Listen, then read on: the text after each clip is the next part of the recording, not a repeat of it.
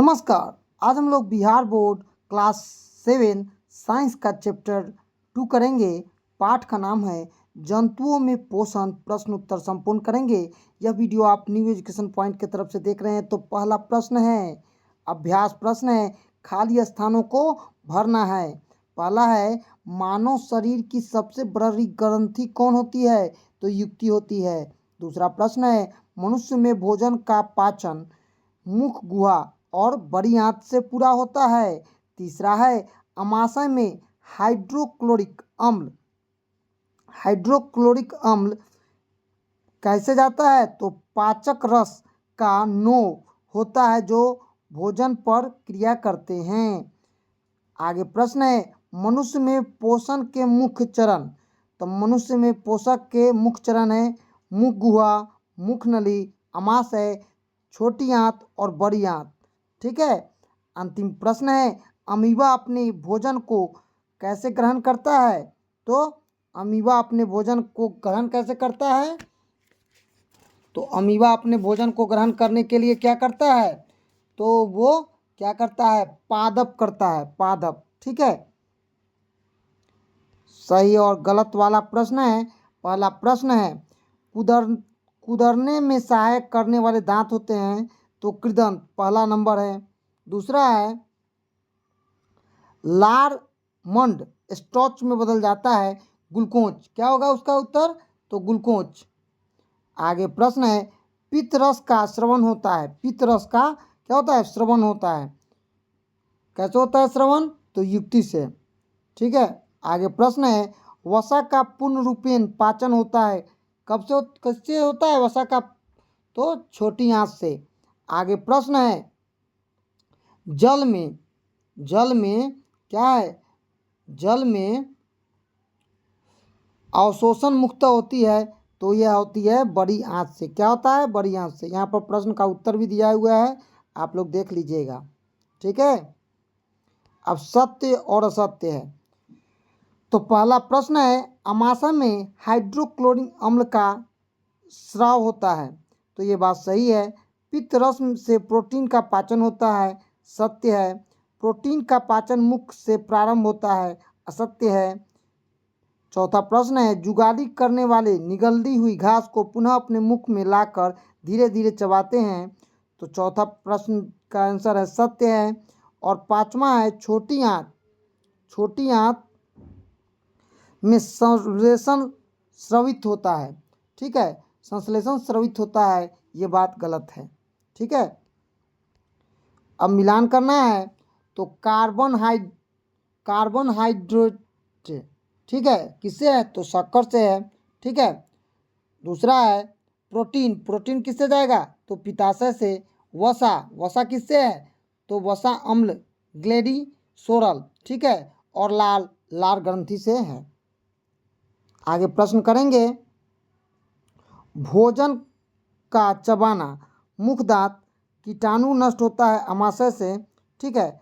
तीसरा है, उपयोगी पदार्थ का अवशोषण तो छोटी आंत, मल का निकासी मलाशय से होता है।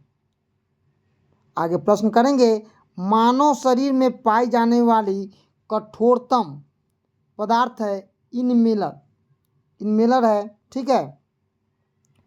दूसरा प्रश्न है, पचे भोजन का अवशोषण करने वाले उंगली जैसी संरचना है। तो दीर्घ रोम। क्या है? दीर्घ रोम या रसगुल्लू।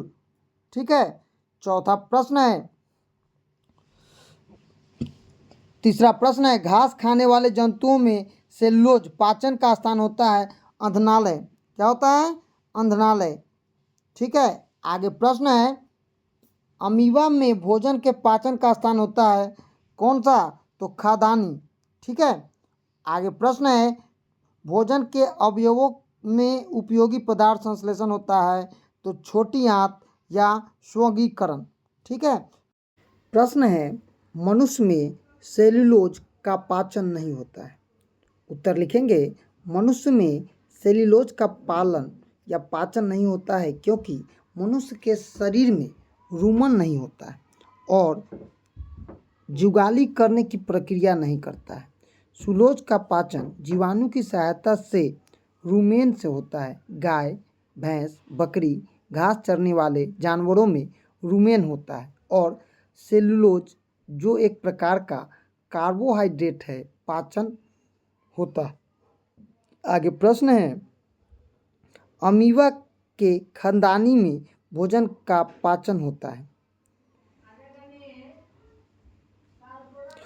भोजन को पकड़ने के लिए अमीबा अपने पादपों को विकसित करता है और चारों तरफ घेर कर विकसित पादप आपस में मिलकर एक हो जाते हैं और भोजन में खदानी में बंद होकर कोशिका के अंदर नला जाता है, जहां पाचक रसों का स्रवण होता है और खाद्य पदार्थ तरल पदार्थ में बदल जाता है। इस प्रक्रिया को भोजन का पचना कहते हैं। आगे प्रश्न है, वायु नली तथा भोजन नली का संबंध ग्रहणी से है, फिर भी भोजन वायु नली में नहीं हो जाता है। तो उत्तर लिखेंगे, वायु नली और भोजन नली का संबंध ग्रहणी से है। वायु नली के ऊपर एक मसल संरचना होती है जिसे इप्टिग्लोटिस कहते हैं। यह वॉल्व की तरह काम करता है। जब भोजन करते हैं तो वायु नली को ढक लेता है और भोजन नली में चल जाता है। तेजी से खाने से या बातें करने से भोजन वायु नली में कुछ कण चले जाते हैं जिसे छींकने का या हिचकी आता है। 8वां प्रश्न है, छोटी आंत में किन ग्रंथियों के स्रवण आते हैं, पाचन में उनकी भूमिका है। तो छोटी आंत में युक्ति अनामाशय ग्रंथि होती है। युक्ति अमाशय के ऊपर भाग में दाहिनी ओर स्थित इससे पित्त श्रवण होता है।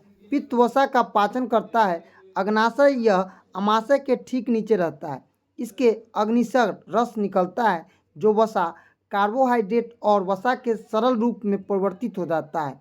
छोटी आंत की दीवारों से श्रवण आंत रस में आंशिक रूप से पचे भोजन को पूर्ण रूप से पचा देता है।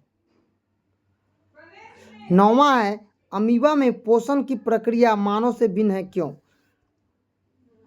मानव कोशिकीय जीव है जबकि अमीबा एक कोशिकीय जीव है। मानव में भोजन का पाचन कई चरणों में जैसे मुख, गुहा, ग्रह नाली, अमाशय, छोटी आंत, मलाशय, गुर्दा और पचिक भोजन रसगुल्लों द्वारा ग्रहण व मिले की प्रक्रिया से होता है। अन्वेषित भोजन रुधिनी वाहिका की सहायता से शरीर के विभिन्न भागों में पहुंचता है और जटिल पदार्थों का निर्माण होता है।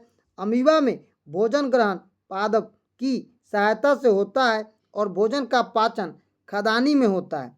पाचक रसों का स्रवण खदानी में ही होता है और सरल पदार्थों में बदलकर भोजन अवशोषित कर अमीबा की वृद्धि संख्या में मदद करता है। आगे है, मनुष्य में पाए जाने वाले दांतों तथा उनके कार्यों को लिखें।